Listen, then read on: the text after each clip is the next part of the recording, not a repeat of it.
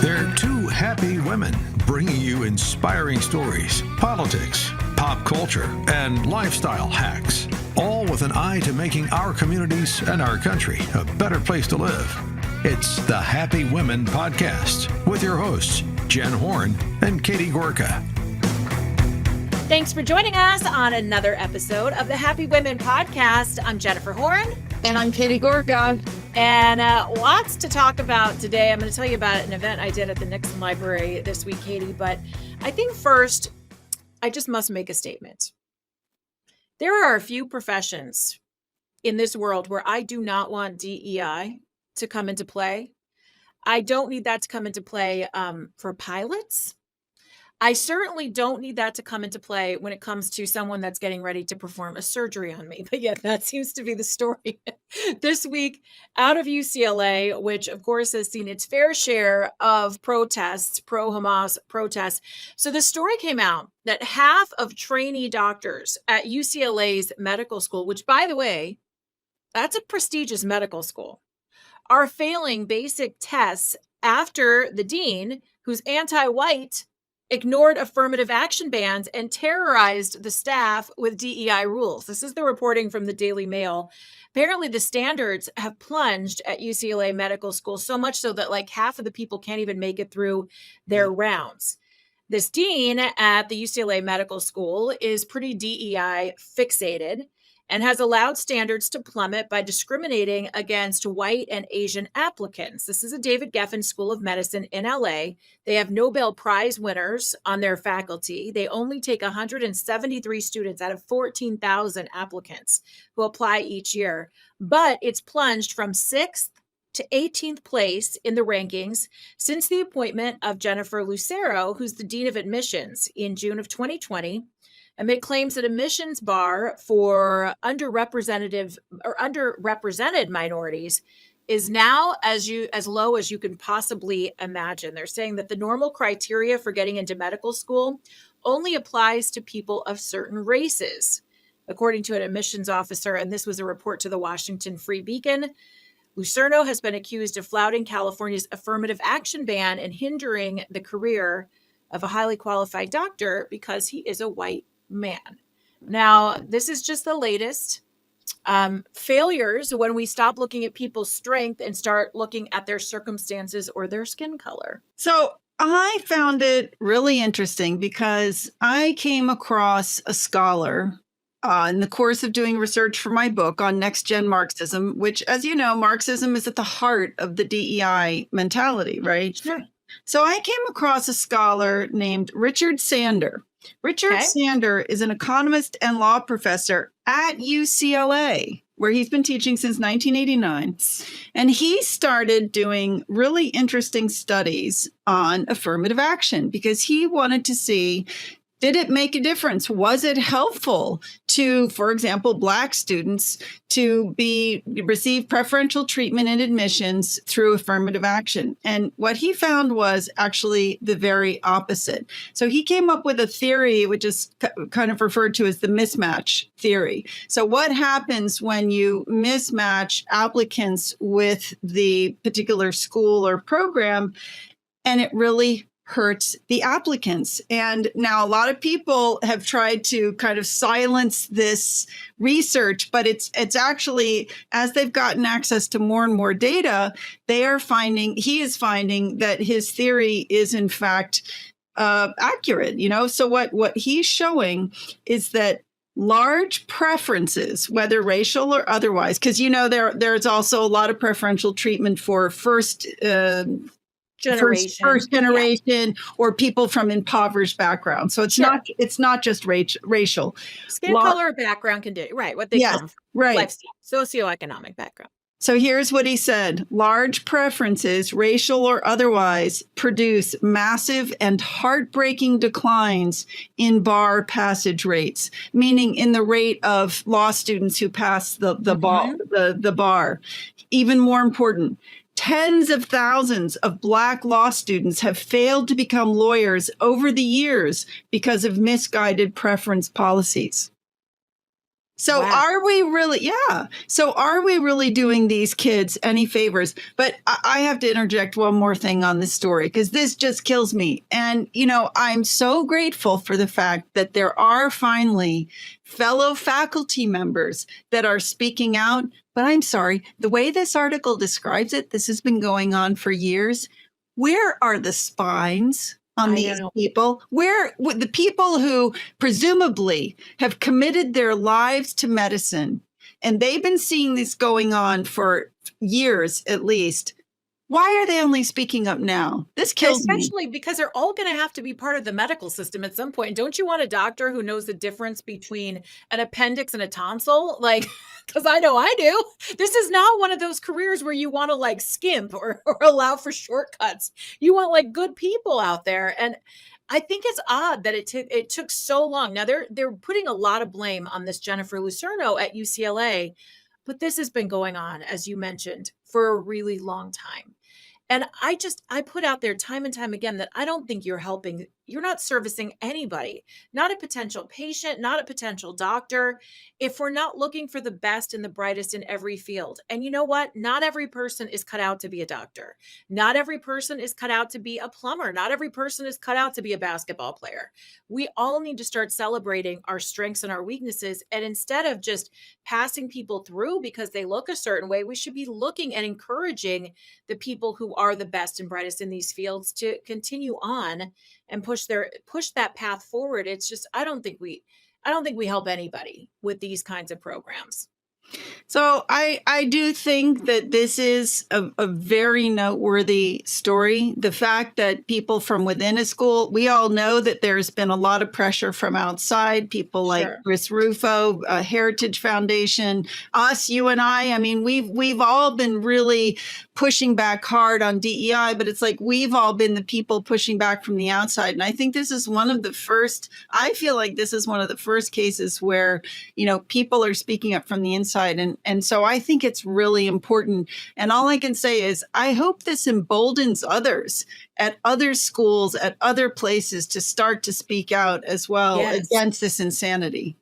And I have to do the full disclaimer mode here because we've talked about this before, and I think it is worth mentioning the kind of what your son is going through because he would like to go to medical school and he's got great grades. And as far as I know, he has lots of great extracurricular activities. He was involved in a sport. I mean, it seems to me that he should kind of have this shining application to move on into a medical school. So, can you just talk briefly about what he's been going through? Because I think a lot of this applies to him too. Yeah, I mean it's hard to talk about because you hate to sort of whine about your own situation. But I had dinner with a doctor last night who's a good friend, and he said he has talked to so many young men who he has mentored or he has known in the course of his practice, and all the young white men that he knows are going through the same thing. So, I will just say on the part of our son, he scored 91st percentile in the MCAT. Went to Stanford, had a great GPA, varsity athlete, clinical practice, I just think he had everything and he cannot get into med school. It's crazy. Okay, he finally did get accepted to one of his fallbacks. That's exciting. No, it is. It definitely is. It's a huge relief, but it's just been crazy to watch what's happening. And it's just so dispiriting and frustrating to feel that hard work doesn't cut it anymore. Yeah, it's not enough. No. Sadly. Yeah. I think that's what you don't want the message. I mean, that's not the message to send to kids who are already, I think, a generation kind of struggling to find their identity. It's like the ones that do really want to work for something, they should know that there's going to be a payoff or a reward. But it is pretty interesting. Okay, so this last weekend, I have a great relationship with, well, actually both presidential libraries in Southern California. We have the Reagan Library, which have you been to both the Reagan and the Nixon? I've only been to Reagan, not Nixon. That's right. We decided I'm taking you to Nixon. So the next time you come to California, mark it down. We're going to the Nixon Library. I'm getting you a private tour. We're going to do the whole thing. The Nixon Library is beautiful. It's in Yorba Linda, California. The Reagan is really big and stunning. The Nixon is very manageable, but they have so many incredible things, including Marine One, They have the actual house that Richard Nixon was born in there. And by the way, if you're over 6 feet tall, maybe a little even shorter than that, you're going to have to like crouch down through the doors. Everything was much tinier, if you could imagine, in this little house that Nixon lived in and grew up in, real teeny tiny. But one of the things they do at the library is welcome in a lot of speakers, and they've been so incredibly nice to let me come in and host. And so in the past, I've hosted for Jesse Waters from Fox News, his previous book. I think I also shared with you, Katie, in our own discussions, that I also celebrated the 50th anniversary of Title IX by hosting a group of Olympians, women's athletes, Carrie Walsh Jennings and Janet Evans, and a whole slew of really incredible athletes to talk about Title IX. But Jesse Waters came back to the library this week with his new book, and it was called Get It Together. And I read it, the first Jesse Waters book, a lot about himself, which he will laugh and tell you, he's very humble. Wink, wink. Yeah. But his new book, I thought, was such an interesting concept. He talked to basically every chapter is a long form interview that he did with people that conservatives wouldn't traditionally talk to. So he has the Marxist professor. He has the Black Lives Matter activist. He has the vegan influencers from Instagram. He has the toad lover, the guy who goes and like smokes toads in toad venom in Mexico.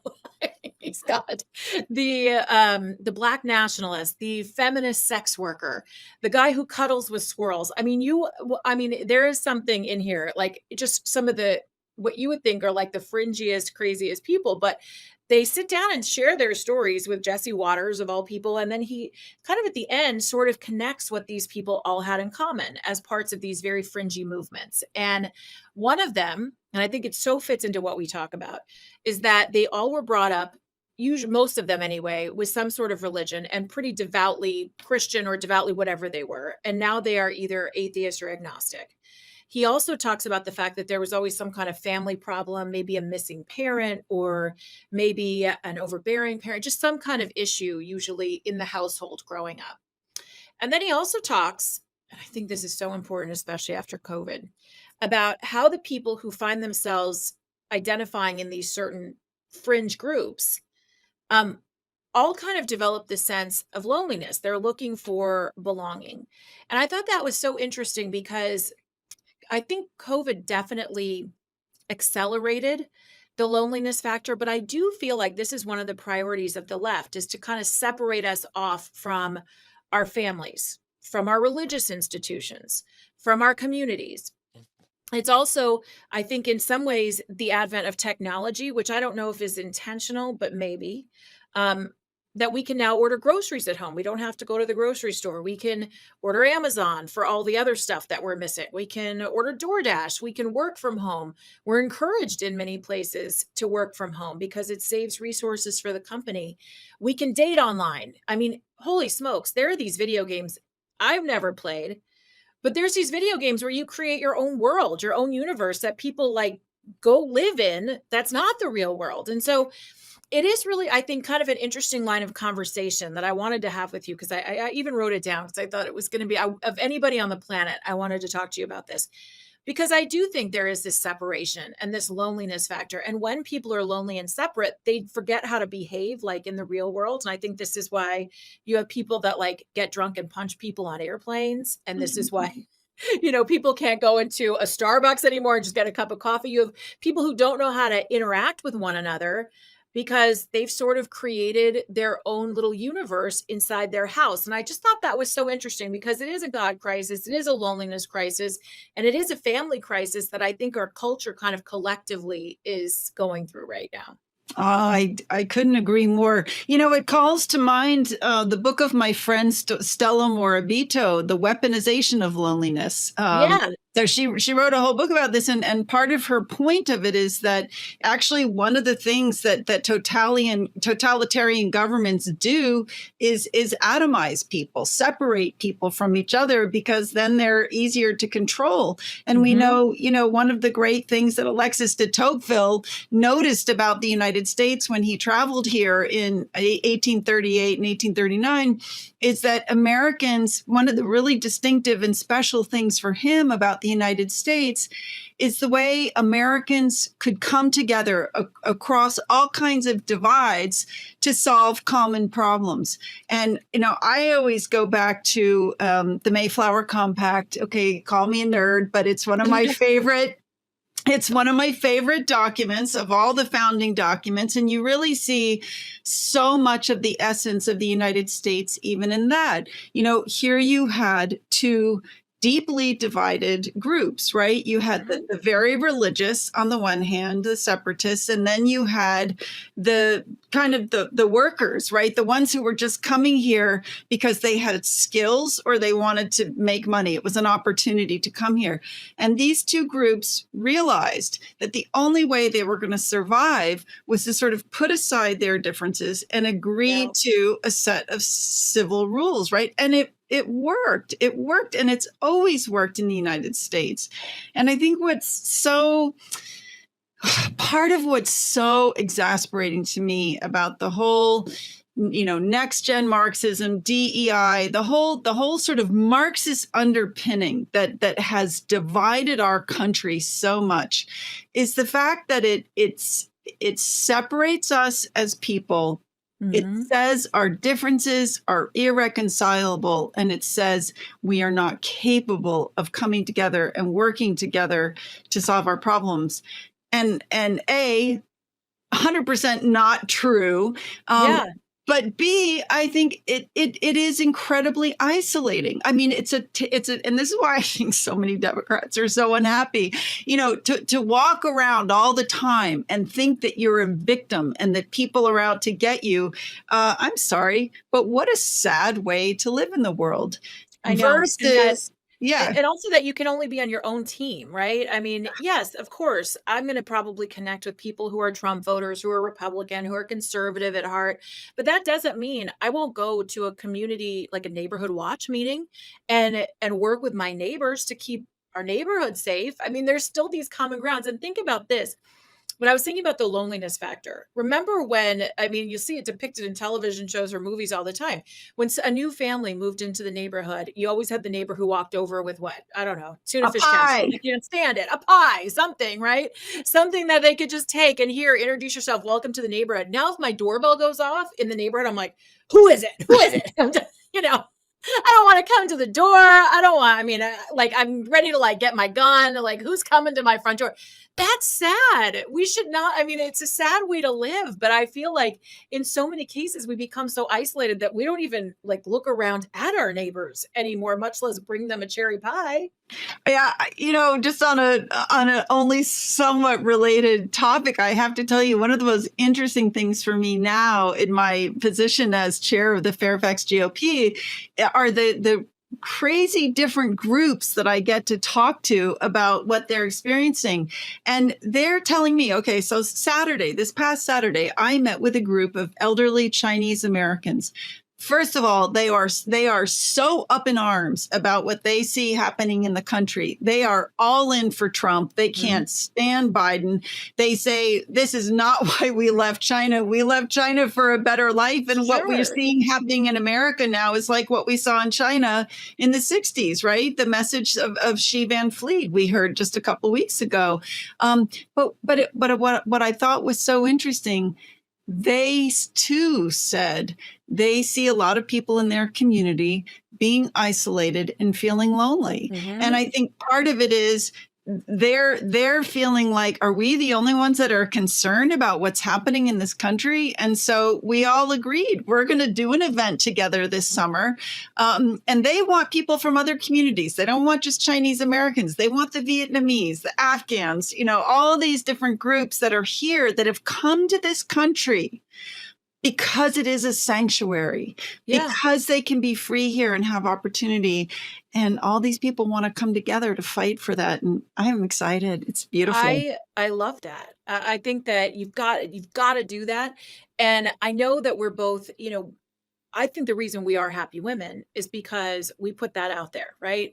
And we read another article to empathy is contagious. I think that smile is contagious. I know I'm a huge cheese ball, but like when I walk through the building, even when I'm having a bad day, I always smile at the guy behind the desk. I smile at the people walking behind me. It's not their fault if you're having a tough day. Give everybody that smile. You don't know what people are going through. You don't know how lonely people are, how isolated, and you never know, right? And it helps not just build it doesn't just make people feel better, but it also builds community, which we all need, or we're not going to fix anything. Now, I was looking through the Wall Street Journal, and it just so happens after all of this is going on up in my noggin, the story that's out that says the loneliness of the American worker. And they said that more Americans are profoundly lonely, and that the way they work, because it's all digital, has them less personally connected and is deepening the sense of isolation. They talk about somebody who's working two jobs, and after a couple of years in logistics, started to realize that he no longer felt happy and satisfied in the workplace. And he realized that that was because they had sent him home to work. So I'm wondering if at some point, and we know that like in California where I live, COVID sent a lot of people home.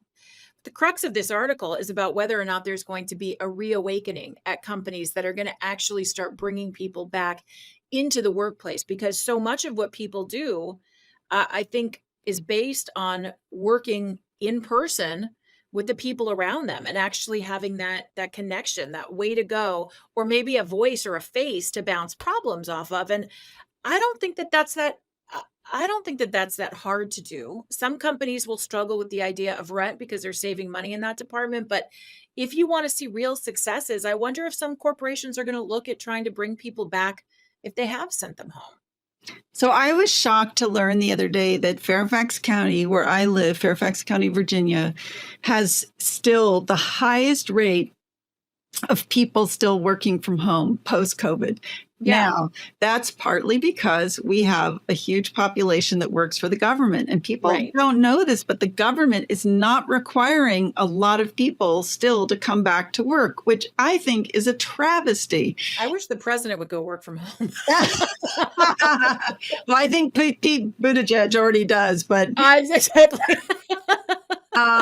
but yes, I just think that you lose so much, and I think there has been a lot of talk about this. You know, that you don't make the connections, you don't learn from your colleagues, you don't have that camaraderie. So I will say that. I got sent home during COVID. Washington had absolutely draconian rules about COVID. We were not allowed to go into the office. This is when I was at the Heritage Foundation. And then we got our new president, and the first meeting we had with him, he said, Day one, we are back in the office 5 days a week. And I think it was great. Now, I will say, this is like a very sort of important issue for me. I think you have to make allowances for parents or for caregivers, right? Let's allow flexibility where life demands it. But I think the bottom line is where you can get people back into the office, bring people back into connection with each other. Well, especially because in our older years, like it used to be so easy. I mean, even as a shy kid, I still had my friends in high school and junior high because you're meeting people and it's easier for kids in that school setting forced together, right, to make friends. But when you're an adult, how do you make friends? If you don't carry on your friends from childhood, it's not as easy as it used to be when you're younger to just make friends and to have those connections. And for many of us, I mean, some of my closest friends I've met through work connections or in the workplace because we have so many things in common. And I would be sad if I didn't have those connections, and you sure as heck are not making them at home when you're in your pajama bottoms, maybe on a Zoom call once a week. So I don't know. I think for some people, even though they might like the idea of staying home and not having to dress up and go someplace, it really is a way to even beyond the professional benefits of being in the office, the ones for your life, the making friends as an adult. I think it's totally something that's a necessity for us to stay connected with people and build our own communities and our own families. And for people who don't work or who really do have, like self-employed, there are so many ways to connect with people in the community. And I didn't really learn this until, a couple of years ago when I joined the board of our local community center. And then I started doing door knocking for our local Republican Party. I have made a whole world of friends because of my local engagement. And so I just think that's another thing I feel like for a while we lost that, especially women. Like I think the men have a lot of these clubs going, but women, what did we like in the Catholic Church? We had like the women's sodality, right? Yeah. Those things don't exist anymore. So I feel like there also could be kind of an awakening. People need to re-engage at the community level. It's a lot of fun. Yeah, it's a good way to meet people for sure. Better than Fortnite, wouldn't you say? Now, I know that you're a Fortniter from way back. Hey, hon, I don't even know what Fortnite is. That's a video game. It's a video game where I've never played, but it's like, you've got your online life. I don't know. I'm so glad that I just, in some respects, like this phone, I could really take it or leave it. I try not to get too addicted to it, but I think some people find their own little world there. So, all right. Well, thank you all for joining us. We hope you're enjoying the Happy Women podcast. We certainly are having fun making it for you. Give us a 5-star review. Leave us some comments. We like to read them all and share with your friends. If you haven't subscribed yet, do it. And you can get all of the links and everything at SalemPodcastNetwork.com or find us wherever you get your favorite podcast. Always remind people to get Katie's book. If you haven't done it, what are you waiting for? Next Gen Marxism, out right now, wherever you get your books. You can even buy it without going into a bookstore on Amazon. If you are trying to avoid people and haven't listened to us in this episode at all, you can follow her as well, katiegorka.org. Search her out on Facebook, Catherine Gorka. And you can follow me on Instagram and Facebook, Jennifer Horn Radio, and on Truth and on X at Jennifer Horn. And thanks so much for being with us. We are the Happy Women, and this is the Happy Women Podcast.